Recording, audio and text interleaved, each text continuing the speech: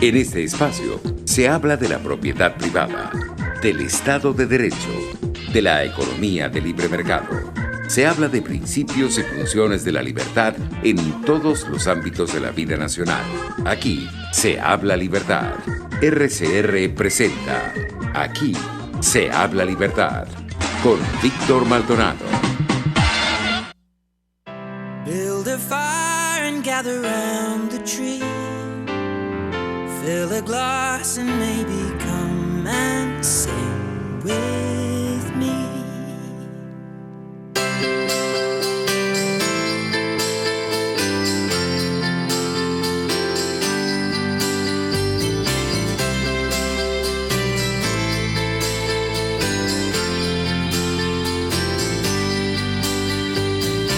So kiss me under the mistletoe.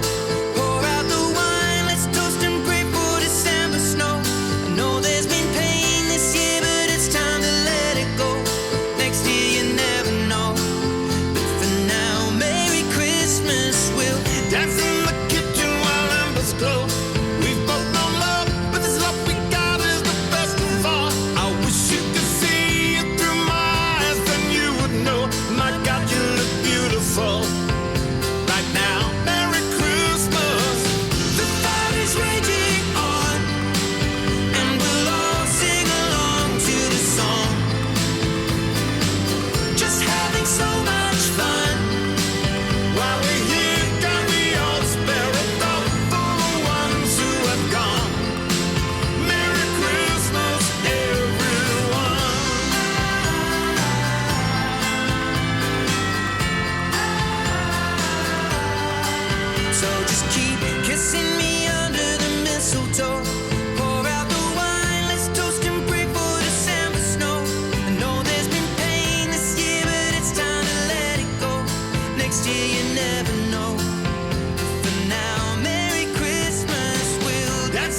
...6 de diciembre del año 2021... empalagados con esa canción recién estrenada, que es la número 1 en este momento de las escuchadas, con Ed Sheeran y Elton John. Tremenda voz tiene Elton John, igual Sheeran. Merry Christmas del año 2021.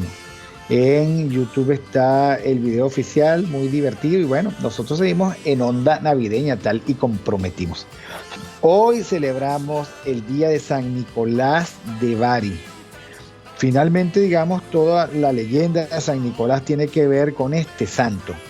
Y les voy a decir por qué.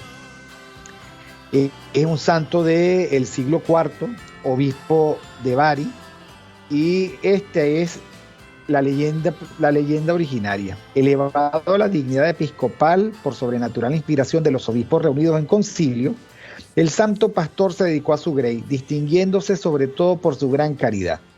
Un vecino suyo, encontrándose en grandísima pobreza, ordenó exponer al pecado a sus 3 hijas vírgenes para sacar de ese vil mercado el sustento para él y para su familia. Para evitar ese despiadado lenocinio, San Nicolás, pasando en la noche por frente de la casa de ese pobre, 3 veces echó una bolsa de monedas de oro, y las 3 hijas con la dote consiguieron un buen marido. Su patrocinio sobre muchachos y muchachas parece que se debe a otro hecho legendario. El obispo incluso habría resucitado a 3 niños asesinados por un carnicero para hacer salchichas. Bueno, toda la leyenda de San Nicolás tiene que ver con San Nicolás de Bari, obispo del siglo IV que hoy estamos celebrando. Gracias a todos los que nos escuchan y nos van a escuchar por el canal de YouTube, por @RCR750, por todas las redes sociales, también por rsr750.com.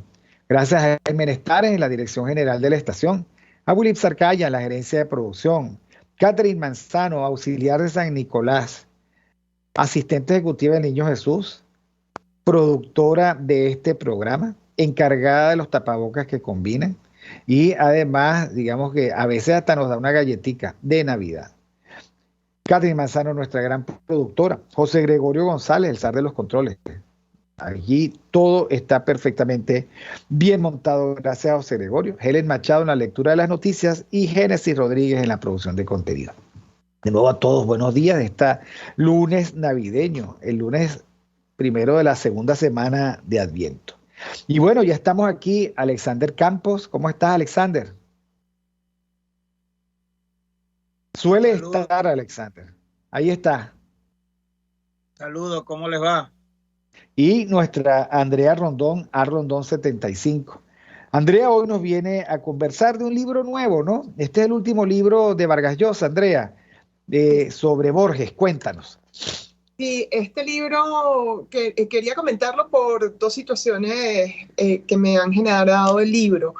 Eh, Primero que nada, buenos días a todos. El libro en sí, pero la circunstancia de adquirirlo aquí en Caracas es que ya se consigue en las librerías, por lo menos en la cadena de librerías Tecniciencia, se consigue este libro desde comienzos de año. O sea, es un libro relativamente nuevo, creo que es de 2020, no sé si incluso es de 2021, pero es el último de Vargas Llosa, es el más reciente de Vargas Llosa, es publicado por Alfaguara.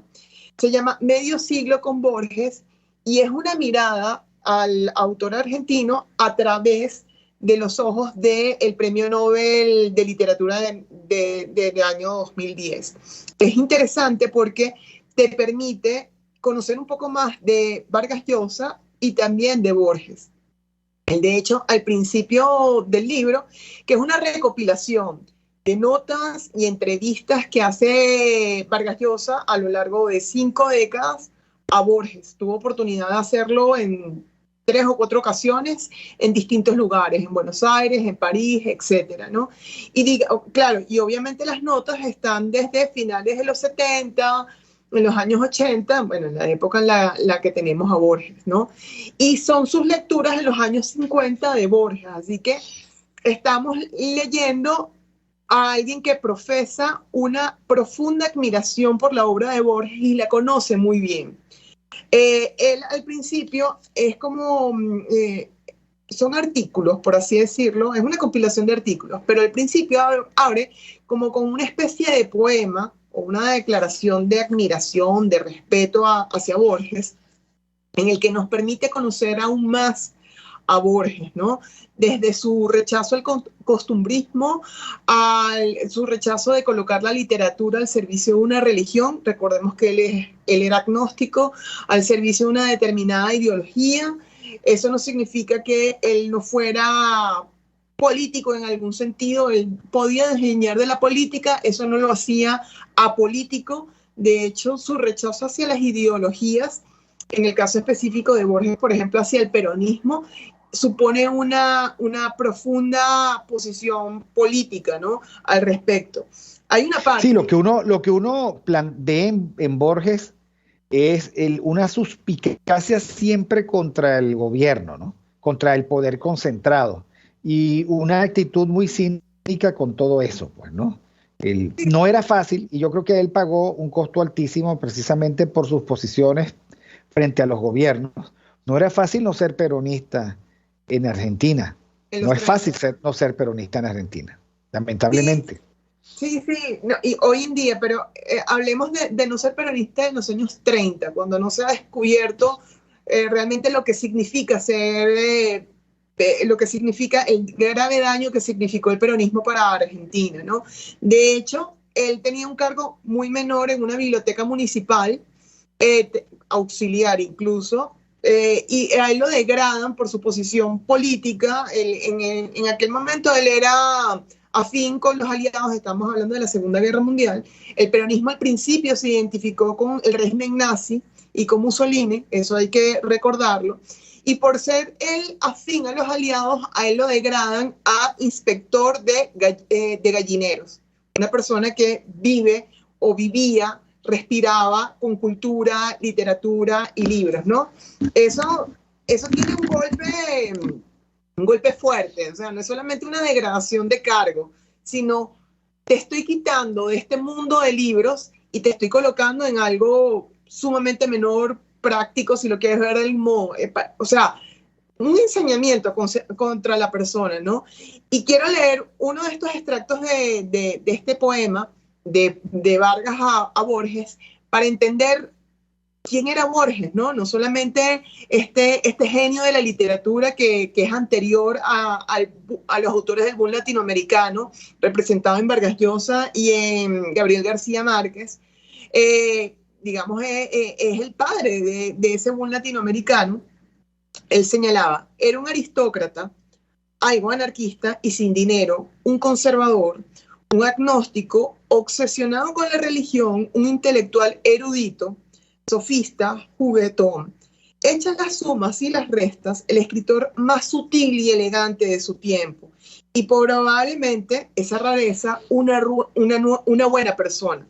Esto a mí me encantó porque simboliza o sintetiza, mejor dicho, lo que es Borges, y lo vamos a ver a lo largo de su obra de literatura fantástica.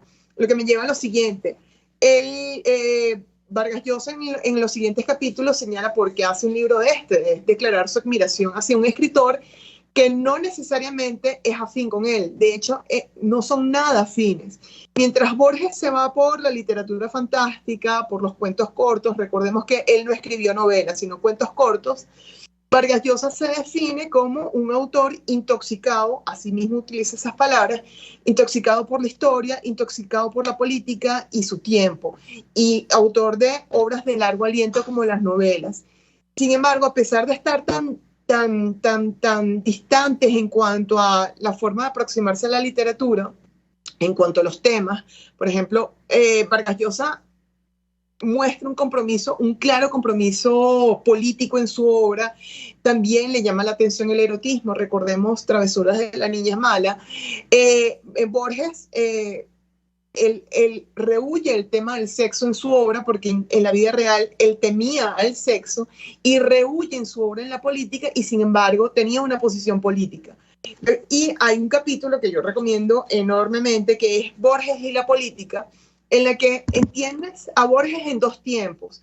Este primer tiempo del que hemos hablado, que era sumamente antiperonista porque él adversaba los nacionalismos, los totalitarismos, y también era antinazi. Recordemos el peronismo, sí, al principio era muy afín con los países del eje, háblese de Alemania, háblese de Italia, háblese de España, la España de Franco. Con lo cual él pagó esta posición política. Luego, lamentablemente, y eso lo reconoce Vargas Llosa, él muestra cierta simpatía por las dictaduras siguientes al peronismo, háblese de Videla, háblese y luego también dictaduras chilenas como la de Pinochet. Vargas Llosa dice, pues eso fue un grave error de esta postura política, y yo se lo atribuyo a que él odiaba demasiado al peronismo, y concibió y vio en estas dictaduras, aunque luego él modificó su posición y se retractó, aunque tardíamente para algunos, él vio en estas dictaduras militares como un remedio necesario contra el peronismo. Él además apoyaba las dictaduras, sobre todo en América Latina, porque consideraba que América Latina no había llegado a la civilización, era una región a medio hacer. No eran países a los que todavía habían ganado esos tesoros llamados la cultura y la democracia. Y dentro de la cultura él también señala, bueno, él tenía un fuerte rechazo hacia la literatura latinoamericana, y por eso ves esas grandes ausencias dentro de su obra, y por eso es que ves que él era más proclive a escribir y más hacia la cultura anglo, ¿no? Y aunque él escribe con una prosa espectacular y rescata el español, lo hace de una forma precisa, concisa, muy propia del inglés, ¿no? Entonces vamos a ver esas contradicciones, esa amalgama de contradicciones en Borges, ¿no? Sumamente interesante el libro, nuevamente para conocer un poco más a Vargas Llosa y también a Borges. Es como un diálogo constante entre ambas obras, si lo quieres ver de algún modo. A ver, Alexander, ¿qué puedes aportar? Mira, la verdad, a pesar de que lo recibí hace algún tiempo, es un texto de abril del 2020, y hace algún tiempo lo recibí. Yo no lo he podido leer sino a ratos, no tengo, digamos, no tendría la propiedad para hablar del texto. Sí, por lo que he trabajado, parece digamos, la historia personal de Borges, de Vargas Llosa con Borges en sus distintas etapas. Se ve que lo conoce profundamente en sus distintas facetas de vida, de intelectual como político. Es realmente interesante porque lo ve desde distintas facetas, pero además desde distintos momentos históricos, y uno, por lo que he visto, uno se puede dar la idea de cuáles son los intereses de Vargas Llosa con Borges, porque uno no sabe si termina, por los 4 o 5 textos que he leído, si uno termina entendiendo más a Vargas Llosa que al mismo Borges con este texto, en el sentido de que bueno, son momentos en los cuales Vargas Llosa y va mostrándonos su recorrido intelectual y vital. Yo en lo particular, digamos, no comulgo mucho con Vargas Llosa. Me parece el más moderno y antilatinoamericano de todos los autores latinoamericanos. Y como filósofo me llama la atención que sea uno de los pocos autores latinoamericanos que en el mundo de la filosofía se ha tomado. Por ejemplo, tú no vas a encontrar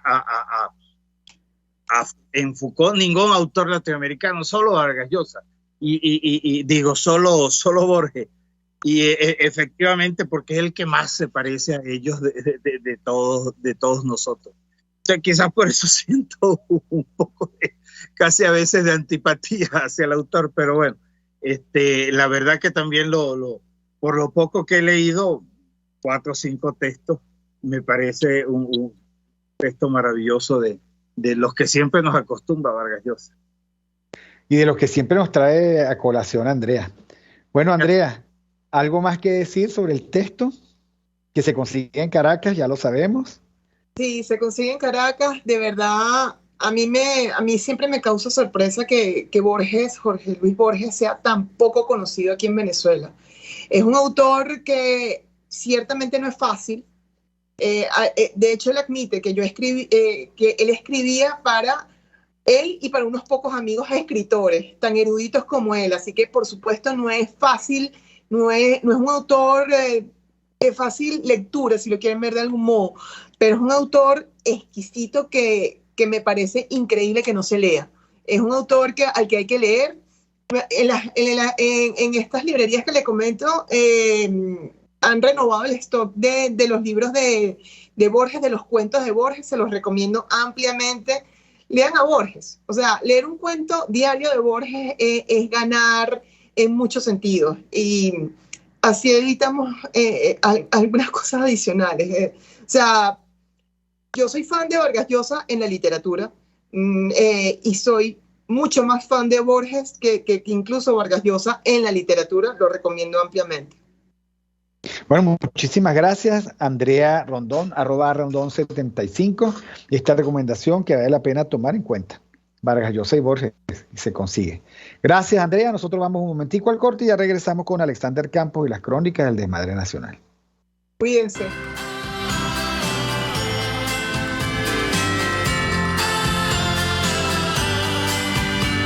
It's Christmas time for you and I. We'll have a good night and a Merry Christmas. It's Christmas time for you and I. We'll have a good night and a Merry Christmas. It's Christmas time for you and I. We'll have a good night.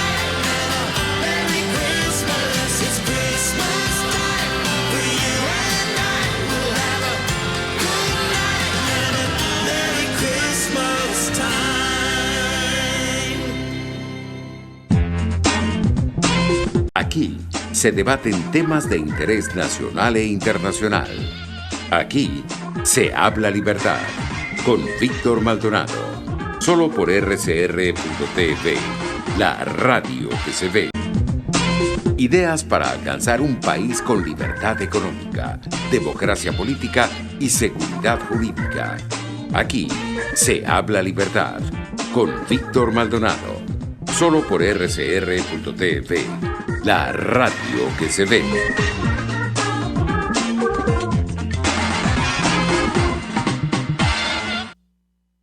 Bueno, continuamos con Aquí se habla libertad en la segunda parte con nuestro compañero de todos los lunes, Alexander Campos, @CamposAlexand por Twitter. Bueno, Alexander, se siguen cociendo habas, ¿no?, en este país, pero la mirada que habría que hacerle es a la tendencia brutal a la desinstitucionalización del país.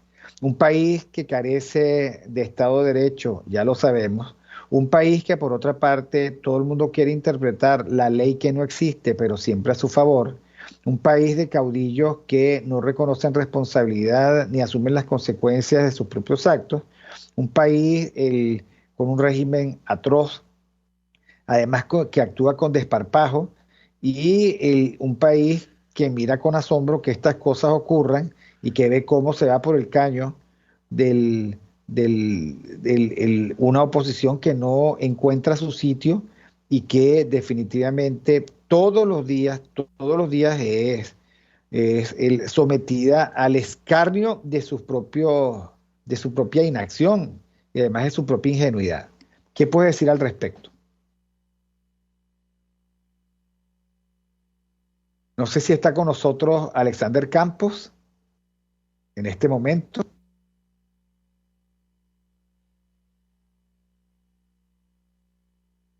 Bueno, mientras tanto, pues vale la pena comentar a qué nos estamos refiriendo. Bueno, en primer lugar, ya está absolutamente claro que la escena de Barinas, que ya saben ustedes, que nosotros no le damos validez, no le conferimos validez institucional a esas votaciones, y creo que tuvimos razón, Alexander. Está ya con nosotros Alexander. Bueno, sí, allí se nota, pero simplemente un laboratorio de pruebas, se nota que el país sigue tan desinstitucionalizado como antes, que los famosos pactos mexicanos también se fueron por el caño del desagüe, y que el país sigue atónito entre los desmanes del régimen y una oposición que luce totalmente sometida por la agenda del régimen y que no tiene cómo salir, porque su compromiso aparentemente con las reglas del juego del régimen es mucho más fuerte que los compromisos que pueda tener con el país. Estaba conversando eso, Alexander, mientras te volvías a conectar. Sí. Bueno, no sé si tengo video, pero bueno, nada, aquí entonces conversamos. Pero te escuchamos sí, bien. Sí, ok, perfecto. Eso es lo importante. Ok, mira, a ver, yo creo que caemos en lo mismo, es decir, en el sentido de recurrir a una solución institucional es pensar que estamos en un estado tradicional, a mi entender, pues, ¿no? Es decir, es pensar que podemos nosotros recurrir y manejar esto que estamos viviendo a partir de el pensamiento tradicional de un Estado sostenido sobre por lo menos unas bases o algún pensamiento democrático. Y eso hace muchos años, pero muchos años que dejó de existir en Venezuela. Ha tenido muchas mutaciones, pero creo que fue el primer trabajo exitoso del régimen, que fue destruir dos grandes trabajos a mi entender. Primero, el de destruir las instituciones propias del Estado, y a medida que iba destruyendo las instituciones propias del Estado, desde el Estado que garantiza la libertad, que es un Estado con división de poderes, que es un Estado que se sostiene afirmando al individuo sobre las mismas instituciones, un Estado que no vive para sí, sino que vive precisamente para sostener al ciudadano, que le da razón de ser. Bueno, eso lo inmediatamente, es decir, una vez que se montó en el poder, el régimen chavista trabajó para eliminarlo. Paralelamente, fue destruyendo la sociedad civil, pues, ¿no? Aquella sociedad que está pensada precisamente para actuar en comunión del Estado para garantizar la libertad del ciudadano. Es decir, todas estas, la vida política de la modernidad está pensada para el ciudadano. Y las instituciones están pensadas para el ciudadano, tanto las instituciones del Estado, que eso es muy importante, como las instituciones de la sociedad civil. Con las instituciones de la sociedad civil hablo de los gremios, hablo de las universidades, hablo de todas aquellas organizaciones que surjan desde los ciudadanos, pero también además, y no necesariamente, digamos, deberíamos asociarla con la sociedad civil, aquellas organizaciones comunitarias en las cuales los ciudadanos hacen vida. Eso también se encargó de destruirlo y la gente se dio cuenta. Con eso hablo, y para mí es muy importante, por ejemplo, las asociaciones de vecinos, por ejemplo. De ello hablo de los clubes de abuelos, con ello hablo de los comedores comunitarios, de ello hablo de las organizaciones que no son propiamente organizaciones de rango intermedio, sino que son propiamente de la comunidad, pero que le permiten al ciudadano reconocerse en sociedad, vivirse en sociedad de manera inmediata y además a partir de ella construir no solamente soluciones comunes, sino reconocerse más allá de los propios límites individuales y familiares. Y si se quiere, es el primer paso de resistencia. Eso también lo atacó fuertemente el régimen. Es verdad que desde hace algún tiempo venimos en una etapa en una etapa bien interesante de renovación de estas organizaciones de base comunitaria, no así las instituciones de la sociedad civil y no así las instituciones del Estado. Sin embargo, estas organizaciones de base comunitaria sí encontramos que precisamente fracasadas aquellas organizaciones directamente politizadas que fueron construidas por el régimen para sustituir estas organizaciones comunitarias fracasadas. Estoy hablando de consejos comunales, estoy hablando de todas aquel parapeto que construyó paralelo a las comunidades y politizadas hasta lo último, fanatizadas y además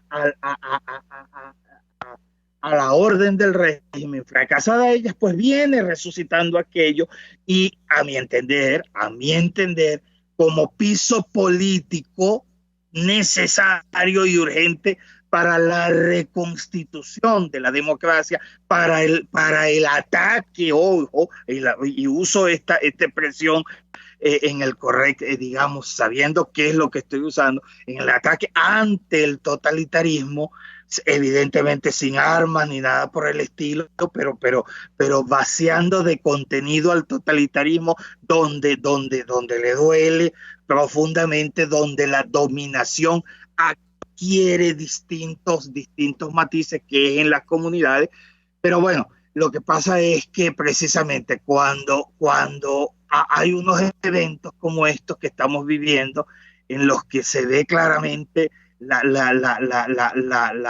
digamos, el parapeto que significa una institución como el CNI, el parapeto que significa, bueno, parapeto para el Estado, pero andamiaje para el régimen, ojo, porque nosotros podemos decir, sí, no sirve, no sirve para quién, al régimen sí le sirve. Sí, esa diferenciación es buena la que tú haces. O sea, a los ojos de los ciudadanos es un parapeto, pero el régimen se vale de eso para aplicar sus relaciones de fuerza, porque al final son relaciones de fuerza.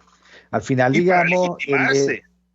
claro, con el barniz de la legitimación, pero tú le quitas, rasgas ese barniz y ahí lo que hay es una relación de fuerza pura y dura, brutal, que quiere imponerse al país.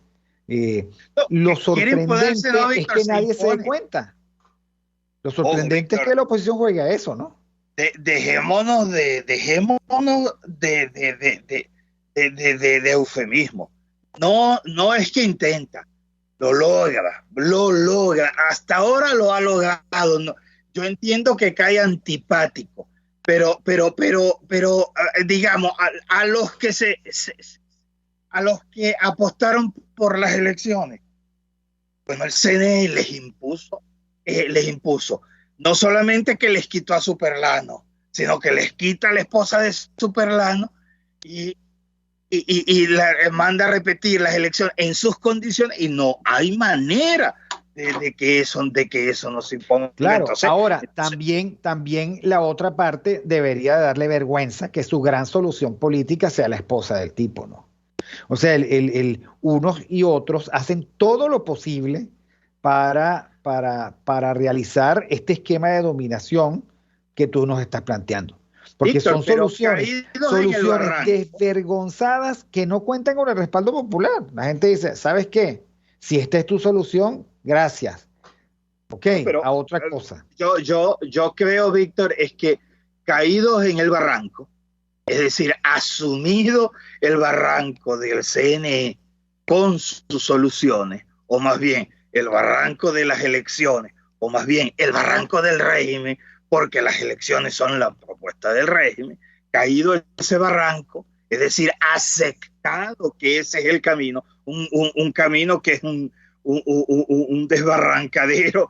Es interesante la expresión italiana, que es un burrone, porque tiene toda la expresión latina eso de lanzarse hasta abajo, es un despeñadero. Lanzado en ese despeñadero, pues bueno, no hay manera de no ir aceptando una tras otra. El punto de partida, si tú aceptas el punto de partida, pues todo lo demás viene a ser una mentira tras otra mentira, y digamos, suena doloroso, pero es precisamente la pareja o el miembro de la pareja que bueno, mira, es decir, sabe que se te está engañando. Bueno, mira, tú me hiciste infiel. El otro no se arrepiente, sino que lo niega que eso sucedió, y yo acepto o la persona acepta que eso no sucedió, aunque usted sabe que sí sucedió. A partir de ahí, todos caminamos en una mentira. Es decir, tanto la pareja que fue engañada como la que engañó, uno tras otro, más los vecinos que escuchan y que ven que la pareja se mantiene y que aceptan el juego. Y con eso estoy siendo irónico en el sentido de que, bueno, mira, pues los que apoyan el mantenimiento de está claro, y además en ese ejemplo tuyo está claro quién es el hombre y quién es la mujer, ¿no? Bueno, pero quiere hablar de Venezuela y de la oposición, quiere hablar de Estados Unidos ante esa oposición que acepta esa relación, ese tipo de condiciones, ese tipo de relación mentirosa. Es decir, uno tras otra. Es decir, a mí no me sorprende que haya salido una mujer que no es política, una mujer que no sabe absolutamente de nada y que supuestamente está defendiendo algo tan simbólico para la oposición como es ganar Varina, y tú pones, contrariamente a la lógica, a alguien que muy probablemente lo va a hacer muy mal, porque bueno, ella fue una ama de casa, ella se dedicaba a lo suyo, pues, y muy bien, pues, que se dedica a lo suyo, cada quien nos dedicamos a lo nuestro. No, bueno, por Pero eso bueno, te digo, entonces, la no, irresponsabilidad son dos cosas intolerables. Por supuesto, la prepotencia hegemónica de un régimen que se vale de todo y que no le importa nada, y de verdad, oye, la estupidez de una oposición que agarra la pelota con la mano y con eso comete un foul y se va a la propia arquería y la mete. O sea, son absolutamente contraintuitivos. Y la verdad es que eso expresa un inmenso desprecio por el país. No les importa. Porque si cometen esa payasada es que no les importa el país ni lo respetan, ni están a la altura del drama en el que todos estamos involucrados. Y por eso es que yo creo que con esa gente hay que romper, porque es que están vaciados de lo mínimo indispensable para llevar a cabo esta lucha. Y tú veías a Freddy Guevara diciendo, esta es la nuestra, nosotros sí vamos a dar la lección. Por favor, por favor. Y ves al interino allá conectando todo eso. O sea, yo creo que esta trama es enloquecedora, porque esta trama no nos lleva a ningún lado. Pero por otro lado, oculta a un país que todavía está lleno de sufrimiento. bueno, Oculta el drama del país, el que tiene 1 millón de kilómetros cuadrados de drama y 6 millones de venezolanos en el exterior, con una buena parte de ellos padeciendo muchísimo. Y todos desolados, porque ¿dónde consigue el venezolano esperanza si ese es su liderazgo?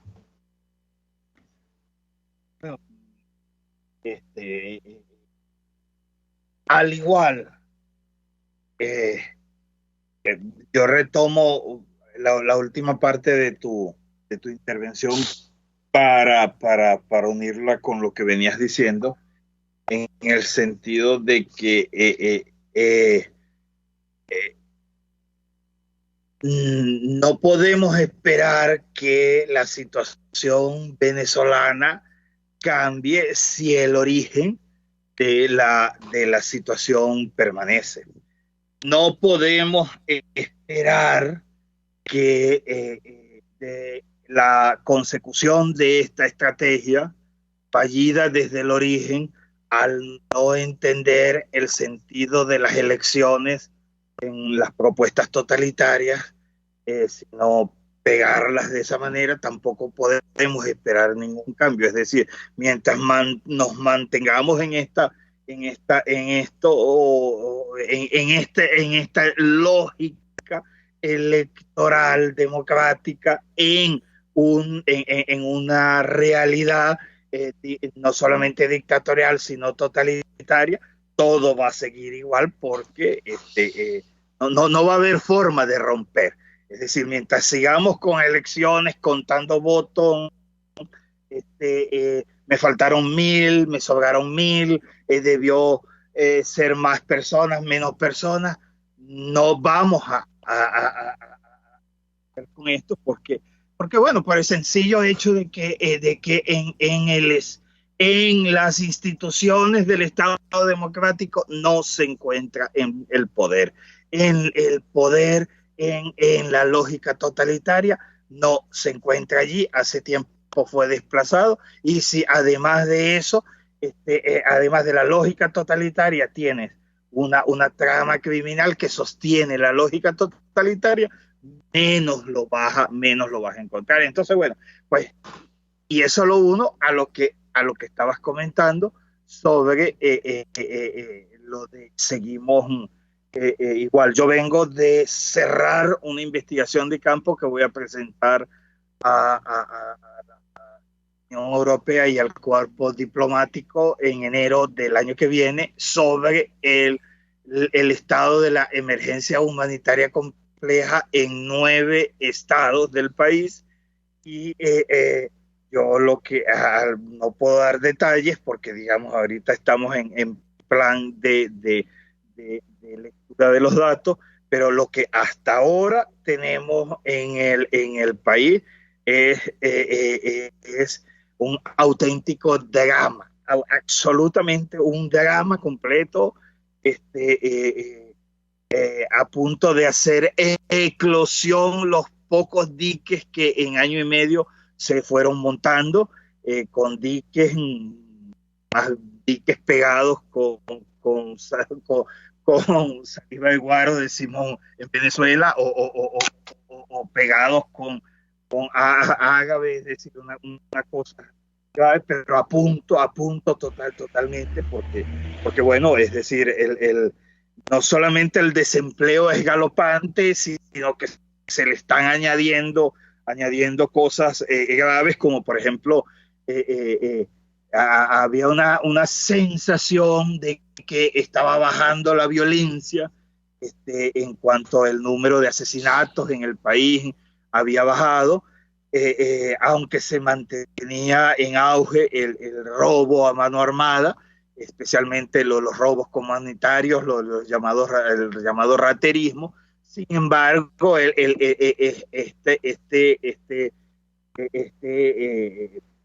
plan Callapa, Callapa judicial, que viene soltando presos bueno, pues por cantidades innombrables aquí, está haciendo crecer la violencia en todos los estados, y muy probablemente para el segundo semestre del año que viene los números vuelvan a ser muy parecidos a los que teníamos 5 años atrás, pero los estragos en el desempleo son dramáticos. Prácticamente 8 de cada 10 personas está viviendo el desempleo con el trabajo, o con un trabajo prácticamente precario, en el sentido de que es informal, y prácticamente 9 de cada 10 apenas logra hacer 2 comidas. Es que logra hacer esas 2 comidas al día. O sea, desempleo y hambre siguen siendo los jinetes del apocalipsis venezolano, por lo menos 2 de los jinetes, y violencia. Por lo menos dos de los grandes, y evidentemente esto se suma a que las remesas cada vez son menores. Mientras se mantenga lo de la pandemia, eso no se va a revertir. Hay números locos sacados desde fuera, hablaban de 135 a 170 dólares como promedio de entrega a la familia. Eso no tiene ninguna razón de ser, ni siquiera estamos llegando a 40 dólares por familia en las pocas que mandan algún tipo de remesa, porque lo de la pandemia ha bloqueado prácticamente el trabajo de los venezolanos, fundamentalmente en Colombia y en Perú. Sí, con los promedios de las remesas pasa como ese chiste que se le atribuyen a muchos pensadores, ¿no? Si tú tienes 2 pan y yo no tengo ningún pan, entonces en promedio cada uno tiene un pan. Pero no es verdad. Entonces también con las remesas debe haber mucho inequidad. O sea, las clases sociales un poco mejor formadas, que tuvieron su momento y que pudieron salir, ellos mandarán un poquito más. Pero las clases muy pobres y desfavorecidas, mientras se recolocan, mientras se estabilizan, mientras ellos mismos resuelven su hambre, es muy poco lo que pueden mandar. Entonces esos promedios pero está claro, son Víctor, siempre de los 6.038.000 personas, eso digamos está ya bien estudiado, que el R4B, que es el instrumento que usa la ONU para medir la migración venezolana, estamos hablando que más o menos 1.200.000, 1.300.000 personas de esas 6.038.000 son los que pueden estar mandando al país, porque son los que pertenecen más o menos a un sector formado, que ha tenido suerte de trabajar allí, pero bueno, definitivamente eso pudo haber llegado a un momento a 2 millones, pero Pero eso, sin embargo, no es eso que en digamos, el no es mundo determinante, ¿no? a pesar de todo ha subido. ¿Cómo? Que no es determinante, porque No. Y eso que el régimen apostaba que aquí ocurriese lo que en México, por ejemplo, la remesa sustituyó en México la entrada de divisa. En México entra la bicoca de 42,000 millones de dólares anuales en remesa. Eso no es poca cosa. Eso mantiene un país. Claro, estamos hablando que México es inmenso, pero 42,000 millones de dólares es mucho más de lo que entra por petróleo en México. no, y la migración tiene muchísimos más años.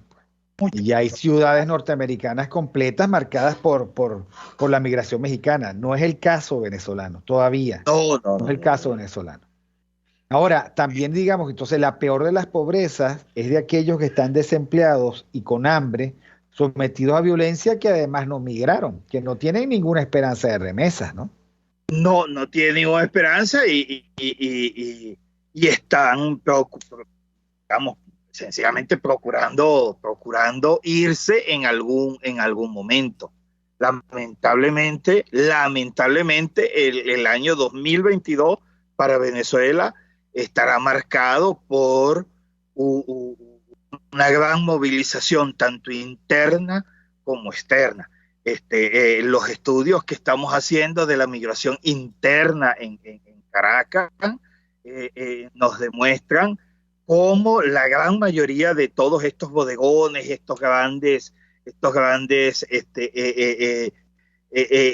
escaparates que estamos viendo en el país, tiene que ver con capital de la migración interna, es decir, hacendados, empresarios que están viendo en las grandes ciudades o en las ciudades pequeñas del interior que ya no tienen cómo invertir, no hay movimiento y se están trayendo tanto a sus familiares como a sus empleados, como a su capital para invertir aquí, pero también los estudios están demostrando que se está agotando el mercado. Se está agotando el mercado porque pues ya no hay quienes vayan a todo esto. Entonces, y eso incluso en Caracas, Alexander, uno va a los centros comerciales pequeños y medianos y lo que da es tristeza. Dicen, por ejemplo, que se ha incorporado la ocupación de los grandes centros comerciales, que son 2 o 3, pero todos los demás están devastados, cerrados, clausurados muchos de los negocios, incluso algunos que eran tradicionales, y sustituidos por intentos de bodegones, pero al final, si todos nos dedicamos a vender en bodegones, ¿quiénes compran, no? Y allí claro, digamos que la clave es el desempleo y uno no observa ninguna política de Estado más o menos preocupada por el empleo, y lo que uno sí aprecia es que los sectores que han tratado de guapear y se han, digamos, reconstituido, siempre están amenazados por el intervencionismo, siempre. Además, un país sin moneda, sin crédito, no hay forma, o sea, no es fácil, ¿no? a ver, lamentablemente, Víctor, y yo sé que no le va a gustar al empresariado, pero ellos saben, y digo el empresariado, tanto el productivo como el comercial, ellos saben que se mantienen allí con la venia y la licencia del régimen. Mientras eso sea así, todo es efímero, todo es inestable, todo dependerá de la voluntad y de los avatares y del viento hacia donde sople el viento que el régimen les imponga. Por eso, a mi entender, bajo esa premisa, nosotros debemos leer todas las declaraciones que se den, que den estos actores. Es decir, yo la leo siempre como a alguien que tiene un negocio que no es propio.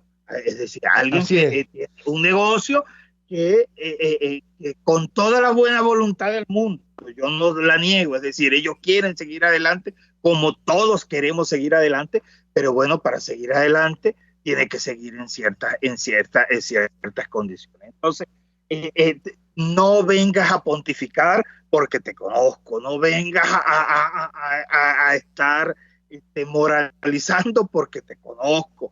Es decir, así como el pueblo venezolano, lamentablemente cada vez más, y eso es algo que hay que reconocerlo, cada vez más depende de los bonos, del CLAC, de la pobre pensión que se les da, cada vez depende más.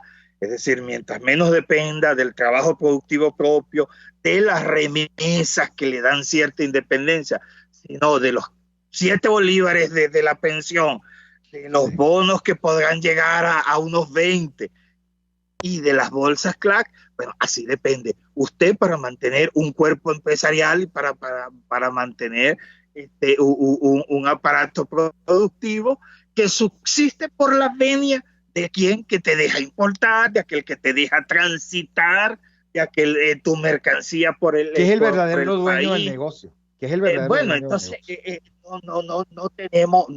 no tenemos la... Ahora, no me quiero ir, Alexander, porque si hiciste un barrido por 9 estados, tal vez los 9 estados más depauperados, la clave educativa, en esos 9 estados, ¿qué papel juega la educación y las universidades?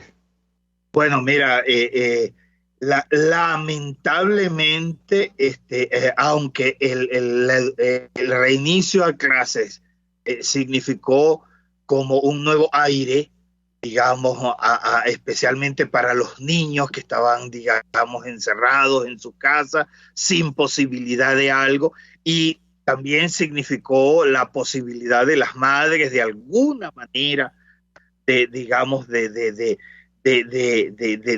poder llevarle los hijos a quien tiene las posibilidades de hacerlo.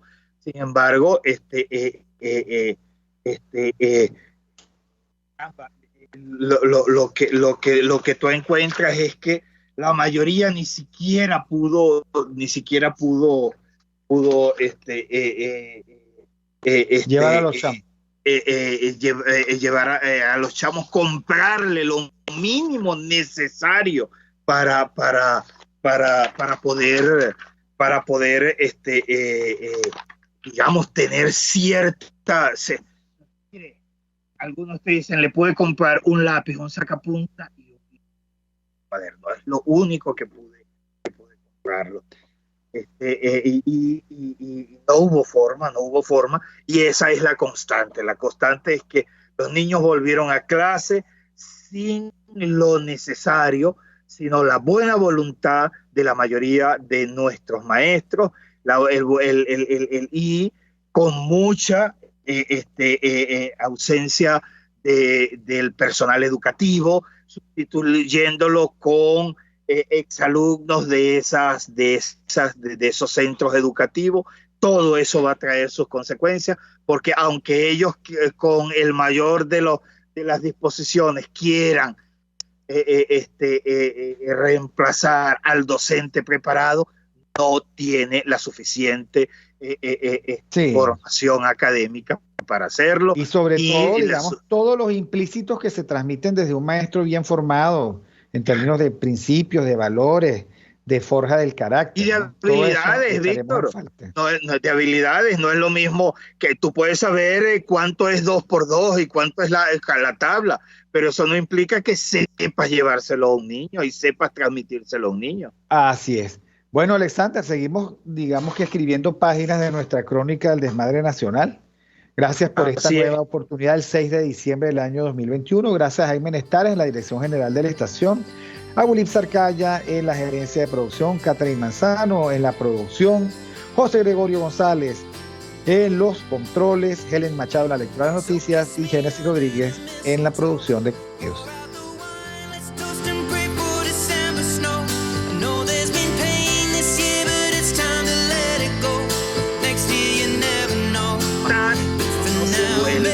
Porque aunque los